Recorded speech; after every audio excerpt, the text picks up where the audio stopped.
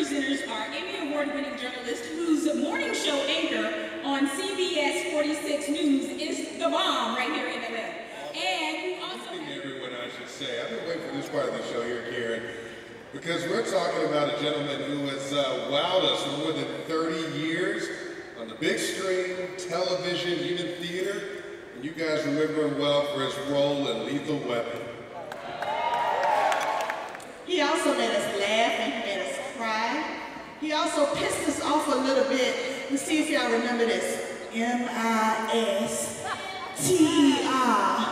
Mr. And I want y'all to all give a round of applause and help me to welcome Mr. Danny Glover. You told Harpo to beat me. Yeah, you remember that. They did. Mr. Danny Glover, everyone.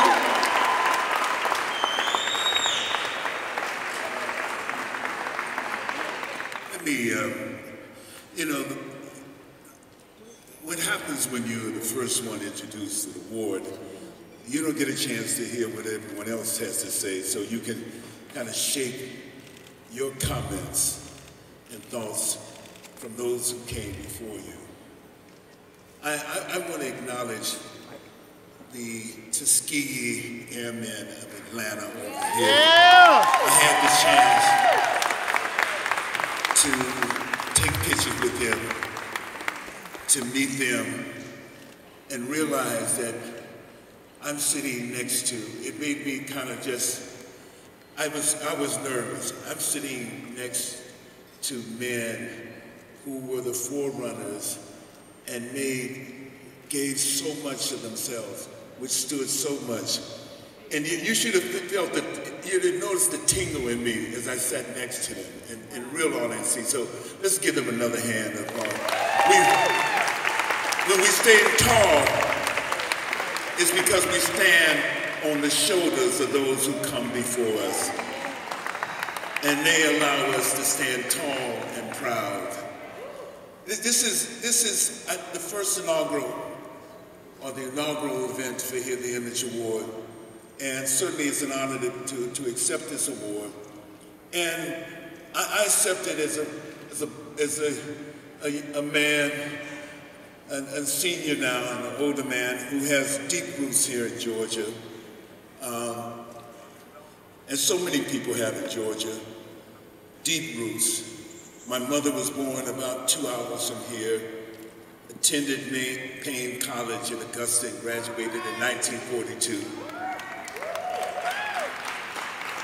And when I talk about standing on the shoulders of others, my mother's part of my moral conditioning as a child growing up in San Francisco was my mother said that she would be eternally grateful for her mother and father because she didn't pick cotton in September. She went to school in September. Those were enormous moments.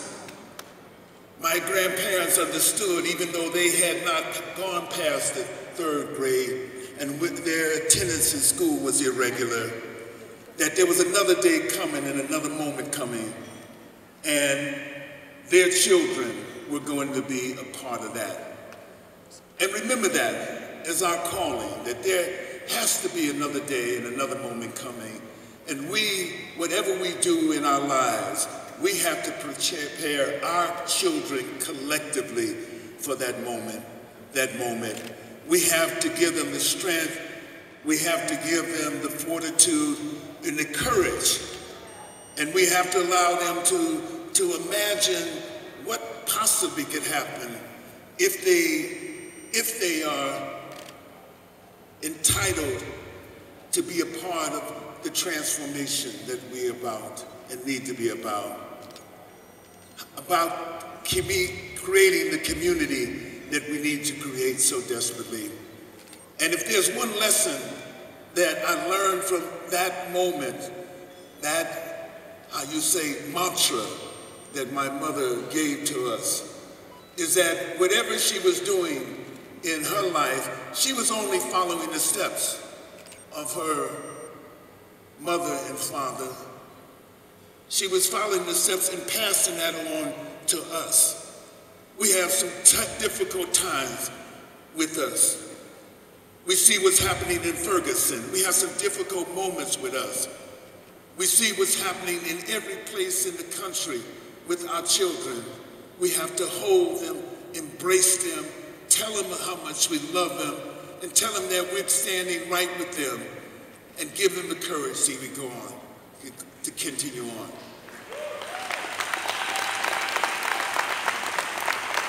When I was, from the time that I was 6 months old, I was born in 1946. From the time that I was 6 months old till I was almost 3, I lived nearly 2 years with my grandparents on a farm. My grandmother was a midwife. And on that farm, and I remember the images, on that farm, in a separate little cabin's house, lived an old woman. She was my great-grandmother, my grandfather's mother. Her name was Mary Brown. I remember her vaguely in my memory. She was born in 1853. She was freed by the Emancipation Proclamation. And here you see, that's all of what we're all about. We have to use all of that. The testimony, the stories, the enormous contributions of Tuskegee Airmen, the enormous contributions of women who fought. This is the 50th year of Freedom Summer. We have to use that. We have to use that as a catalyst. We have to use that to empower us to make the change and build the beloved community that Dr. King talked about. That's what our mission has to be. This may be an award ceremony, but it cannot be simply an award ceremony. We have to use the moment of receiving any moment that we gather here and celebrate the past, nurture the present, and look forward to the future. We have to use that moment. And that's what I'm counting on all of us to use that moment in this first award ceremony. Thank you so much.